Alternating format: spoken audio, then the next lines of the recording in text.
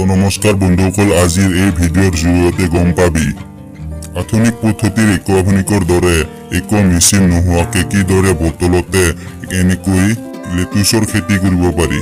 হয় বন্ধুসকল, সঁচা কৈছো, এই ভিডিঅ'ৰ যোগেদি সম্পূৰ্ণ ডিটেইলছ পাই যাব। ভিডিঅ'খন শেষৰলৈকে চাব।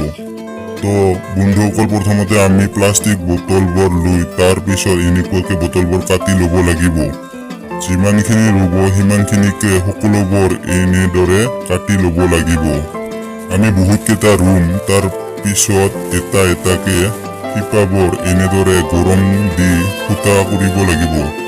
লগতে এনেকুৱাকে সোপা কাটি লৈ এনেদৰে সোমাই দিব লাগিব।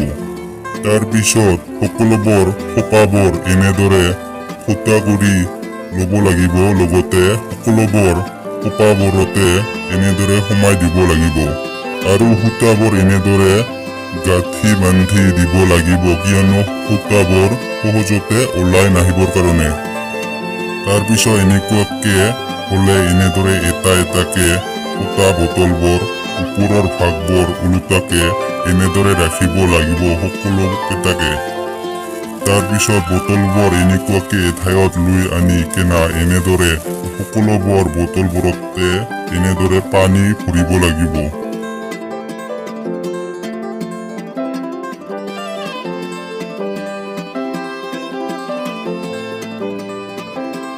তাৰ পিছত ধানৰ পাতান, গোবৰ সাৰ মিহলোৱা মাটিবোৰ লৈ এনেদৰে ওপৰৰ ভাগবোৰত ৰাখিব লাগিব সকলোবোৰ বটলবোৰতে।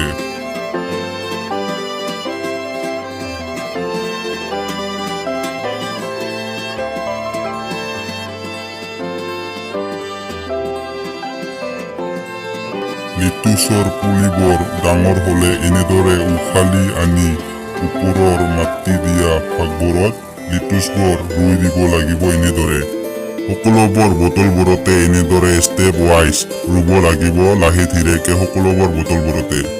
চাওক বন্ধুসকল, আমি এনেদৰে ৰুইছো, আপুনিও এনেদৰে ৰুব।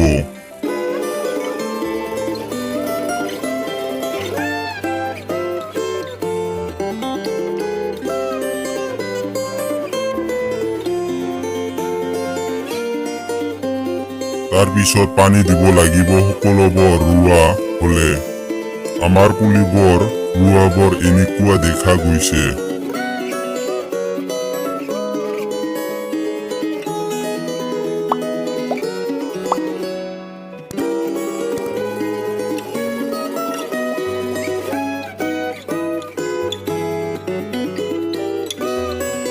পাঁচ দিনৰ পিছত আমাৰ পুলিবোৰ এনেকুৱা হৈছে।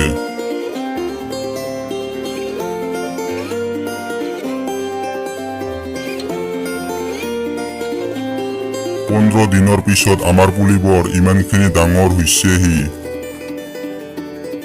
22 দিনৰ পিছত আমাৰ পুলিবোৰ ইমানখিনি ডাঙৰ হৈছে। চাওক বন্ধুসকল, আমাৰ লেটুছবোৰ ইমানখিনি এনেকুৱাকে ডাঙৰ হৈছে। ইমানখিনি ডাঙৰ হ'ল এতিয়া। ইমানখিনি ডাঙৰ হ'লে খাব লগা হৈছে। এতিয়া হাৰভেষ্ট কৰিম আমি লেটুছবোৰ।